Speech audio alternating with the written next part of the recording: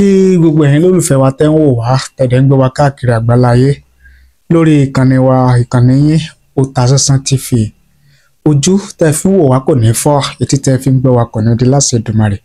Ìbànújẹ́ ó kéré ni ó tóbi ni kò ní jẹ́pin wa, agbára àtẹ̀dá láṣẹ Èdùmàrè. Àwa àti yín á mọ̀ lọ́re o, á mọ̀ bọ̀re torí pé ìkọ́ kìí kọ́ bálá, ìtàkùn kí kéjò lẹ́sẹ̀, àyín lọ àyín bọ̀ lọ́wọ́ yẹnu, fínní ládìẹ tó kù ìmọ̀bọ̀. Àwa àti yín á mọ̀ lọ́re o, á mọ̀ bọ̀re, àwọn ajogun ò ní lágbára lórí ayé wa. Gẹ́gẹ́ bí ìṣe wa, ọ̀rọ̀ tí ọ̀jọ̀gbọ́n Wándé Abímbọ́lá, bàbá tí wọ́n sọ pé àwọn làwọn dífá tó mú kábíyèsí Aláàfin tuntun fún lọ́yọ̀ọ́, ìyẹn ikú bàbá yèyé ọba Abímbọ́lá Akeem Ọwádé, Professor Wándé Abímbọ́lá. Àwọn oníròyìn wọ́n bá wọn sọ̀rọ̀, wọ́n ṣe ìfọ̀rọ̀wérọ̀ fún wọn, pàápàá jùlọ lórí bí àwọn kan ṣe ń sọ wípé kò yẹ kí wọ́n máa gba àwọn tí wọ́n bá jẹ́ ẹlẹ́sìn mùsùlùmí tàbí ẹlẹ́sìn kìrìsìtẹ́nì láàyè láti máa dé orí ìtẹ́ nílẹ̀ Yorùbá, ìyẹn láti máa jọba nílẹ̀ Yorùbá. Ọ̀rọ̀ pọ̀ tí wọ́n bá bàbá yìí sọ, tí bàbá yìí sọ fáwọn oníròyìn, ṣùgbọ́n eléyìí tí mo rí tí mo fẹ́ kájọ gbéyẹ̀wò bẹ́ẹ̀ tí mo fẹ́ mú wá fún yín, ó ní èsì tí bàbá fún àwọn oníròyìn nígbà táwọn oníròyìn bí wọ́n lè rẹ̀ wípé kí ni èrò àti ìwòye ọ̀jọ̀gbọ́n Wándé Abímbọ́lá lórí wípé kò yẹ kí àwọn ọmọ ọba tán bá jẹ́ ẹlẹ́sìn kìrìsìtẹ́nì tàbí tí wọ́n bá jẹ́ ẹlẹ́sìn Islam láti máa dúnpọ̀ ọba. Màá mú èrò àti ìwòye bàbá wá fún yín lórí ìbéèrè yẹn, ìdáhùn tí bàbá fún àwọn oníròyìn tí mo sì fẹ́ kájọ gbọ́ láti bẹ̀rẹ̀ títí dé parí. Ṣùgbọ́n kí n tó tẹ̀síwájú, ẹ jẹ́ kí n dókè lọ́hùn-ún káwò kágbọ́n tí wọ́n ní fún wa, tá a bá wá padà dé ká wá tú pẹ̀rẹ̀pẹ̀rẹ̀ ọ̀rọ̀ gẹ́gẹ́ bí a sì là kalẹ̀. Ẹ má tì lọ o, a sì wà lórí ètò, à ń padà bọ̀. Àní ṣàìsàn sọ ní ṣe wá o, gbogbo kùdẹ̀kùdẹ̀ ara ẹnìkọ̀ọ̀kan wa ọbẹ̀ Èdùmàrè yóò bá ní ìwòsàn o, a sì wà lálàáfíà, àní gbégbé ayé ìnira.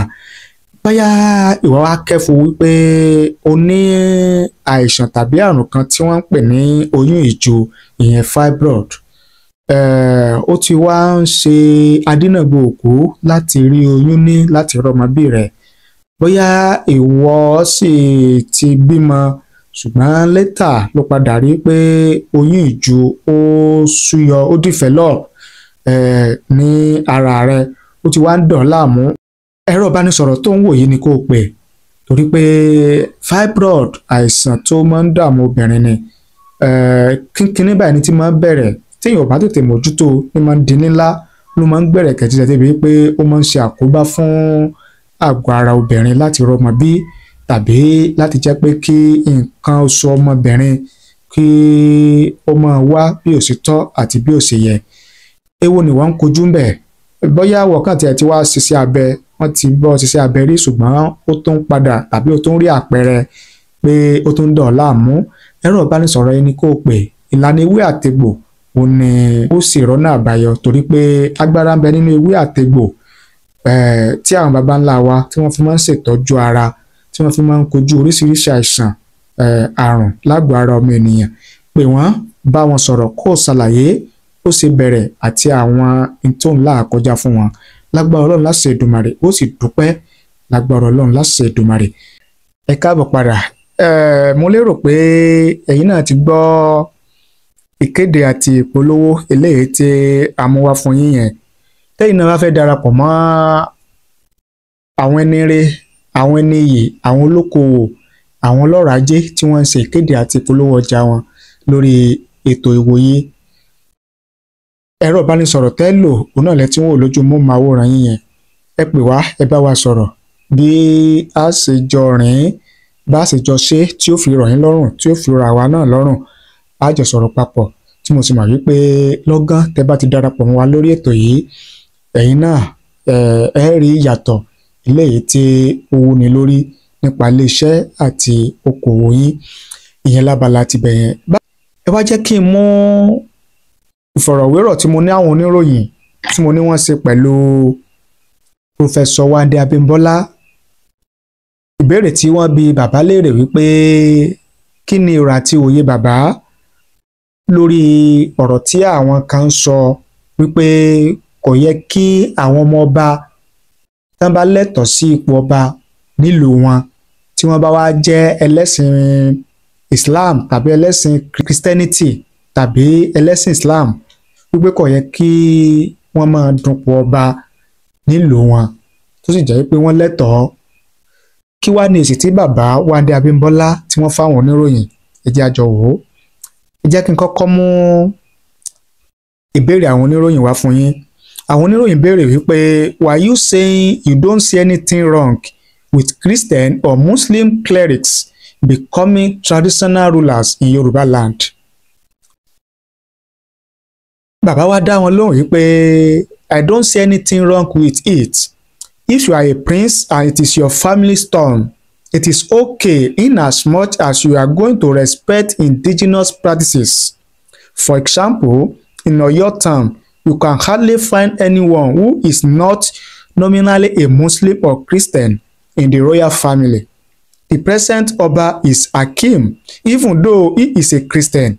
It is very difficult to say that it is only people who practice indigenous religion who should be kings. Abi, Christians and Muslims are part of the community as long as the king could not be partial by trying to lord over other religions in the community.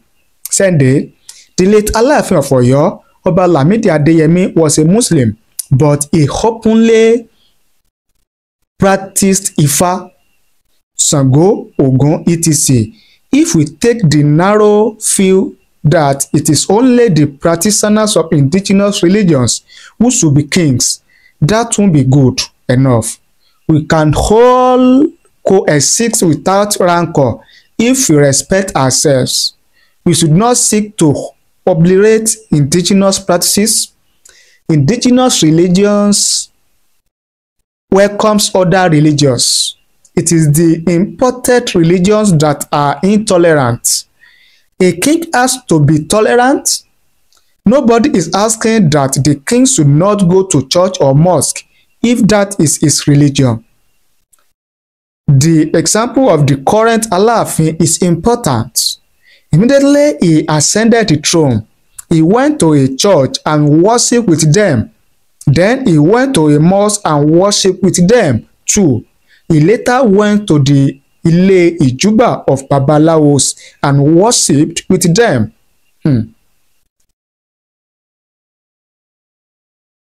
The Yoruba say àrò mẹ́ta kì í dọbẹ̀ nù. The tripod does not split the soup. I hope that if this reawakening that is ongoing among our young people in embracing our indigenous ways of life continues, there will be a larger pool of princes who are practicing the traditional ways of life. To pick from when there is a kingship vacancy, it is not the kings alone that we should be talking about. However, in the Yoruba community as a whole, there should be respect. Religion is a question of choice. There's no way you can lord it over somebody else, and there won't be rancor. If we want peace in Yoruba land, let all religions be. I don't mind if a Muslim or a Christian is king, as long as they would practice and respect our indigenous ways of life. He could practice his Islam or Christianity privately. Gẹ́gẹ́ bí èsì tí bàbá ọ̀jọ̀gbọ́n Wande Abímbọ́lá tí wọ́n fún àwọn oníròyìn nìyẹn nígbà tí àwọn oníròyìn bi wọ́n léèrè wípé kí ni èrò àti òye bàbá lórí ohun tí àwọn kan ń sọ nílẹ̀ Yorùbá wípé ọba tó bá ti mọ̀ wípé mùsùlùmí lòun, pásítọ̀ lòun, ìmáàmù lòun, àáfàá lòun, wòlíì lòun, pé kó má wulẹ̀ dun ipò ọba ní ìdílé rẹ̀ nílùú rẹ̀. Ṣùgbọ́n gẹ́gẹ́ bí àlàyé tí bàbá ṣe, bàbá ní kò dáa tó tí a bá sọ wípé kí ẹni tó bá jẹ́ àfáà tàbí ẹni tó bá jẹ́ wòlíì tó bá jẹ́ pásítọ̀ tó sì jẹ́ wípé ìdílé wọn ní orí ìtẹ́sùn kan tọ́jọ́ mọ́ ọba, pé ká sọ wípé kó má dùnpọ̀ ọba, kó má dórí ìtẹ́ àwọn baba ńlá rẹ̀, wípé n tó burú ni.